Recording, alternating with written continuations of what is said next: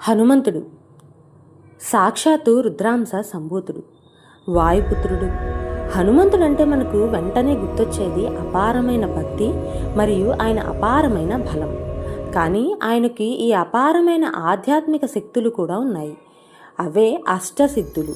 మనం హనుమాన్ చాలీసా చదివేటప్పుడు మనకి అష్టసిద్ధి నవనిధికే దాత అసవరధీన జానకీ మాత అని వస్తుంది. ఆయనకి ఉన్న అష్టసిద్ధులు ఏంటో మనం తెలుసుకుందాం.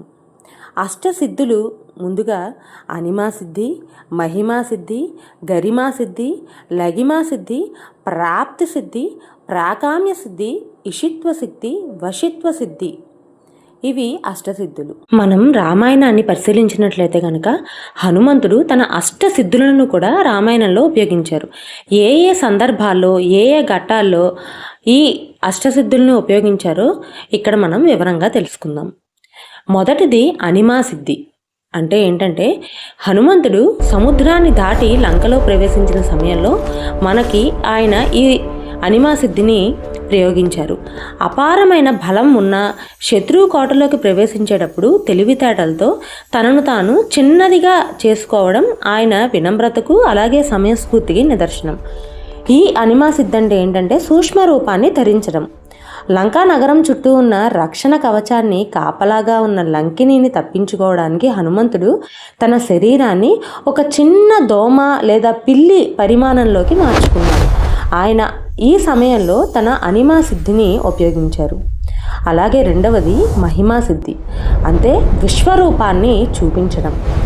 సముద్రాన్ని దాటే శక్తిని, రావణుని భయపెట్టే ధైర్యాన్ని ఈ మహిమాసిద్ధి ద్వారా ఆయన ప్రదర్శించారు. సురస తన నోటిని యోజనాల కొద్దీ తెరిచినప్పుడు హనుమంతుడు అంతకంటే పెద్ద రూపంలోకి పెరిగారు. అలాగే లంకలో సీతమ్మకు తనపై నమ్మకం కలిగించడానికి తన అసలు రామదూత రూపాన్ని కొండంత పరిమాణంలో చూపించారు.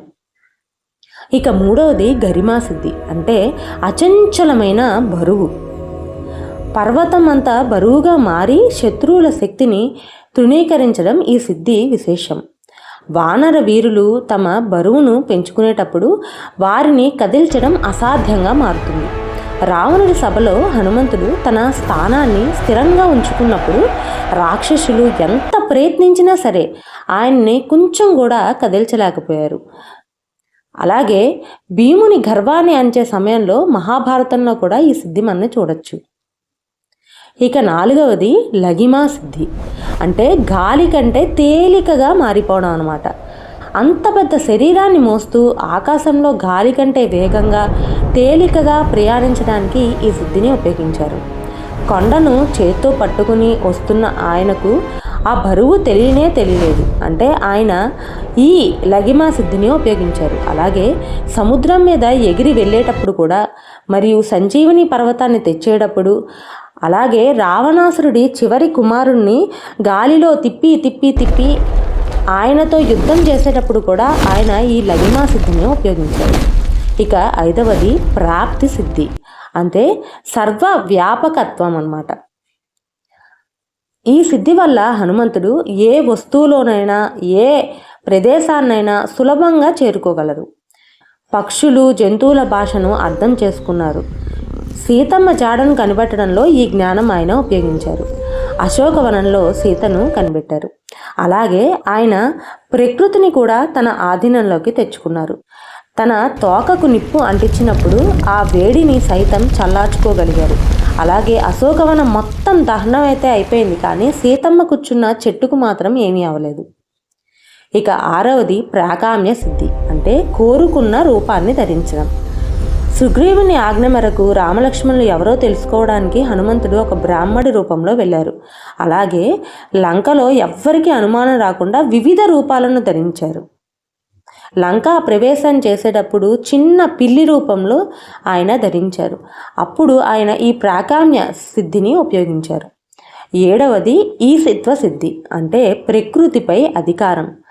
లంకా దహనం మరియు యుద్ధ సమయంలో మనం ఈ రామాయణంలో ఈశిత్వ సిద్ధిని ఆయన ఉపయోగించడం తెలుసుకోవచ్చు. లంకను దహనం చేస్తున్నప్పుడు అగ్నిదేవుడు హనుమంతుడి తోకను కాల్చలేదు, సదా చల్లగానే ఉంచాడు. ప్రకృతి శక్తులు ఆయనకు లొంగి ఉండడం వల్ల అగ్ని కూడా ఆయన్ని ఏమీ చేయలేకపోయాడు. ఇక 8వది వశిత్వ సిద్ధి, అంటే తన ఇంద్రియాలపైన తన విజయాన్ని సాధించడం. శక్తి ఉండడం గొప్ప కాదు, ఆ శక్తిని అదుపులో ఉంచుకోగలగడం గొప్ప అని హనుమంతుడు అందరికీ నిరూపించాడు. లంకలో విలాసాలను చూసిన హనుమంతుడి మనస్సు సీతమ్మని వెతకడం మీదే ఉంది, కానీ ఎన్నడూ కూడా పక్కదారి పట్టలేదు. తన ఇంద్రియాలను పూర్తిగా తన అదుపులోనే ఉంచుకున్నారు. లంకలో అందమైన భవనాలు, భోగభాగ్యాలని చూసినా కూడా ఆయన ఎప్పుడూ చెలించలేదు. హనుమంతుడు తను సంపాదించుకున్న ఈ శక్తులను కేవలం రామకార్య సాధన కోసం మరియు లోక కళ్యాణాని కోసమే ఉపయోగించారు. అందుకే ఆయన మహావీరుడు అయ్యారు. ఓం శ్రీరామ భక్తాయ హనుమతియే నమః. మరిన్ని ఇంట్రెస్టింగ్ వీడియోస్ కోసం పూజా వేదికను సబ్స్క్రైబ్ చేసుకోండి.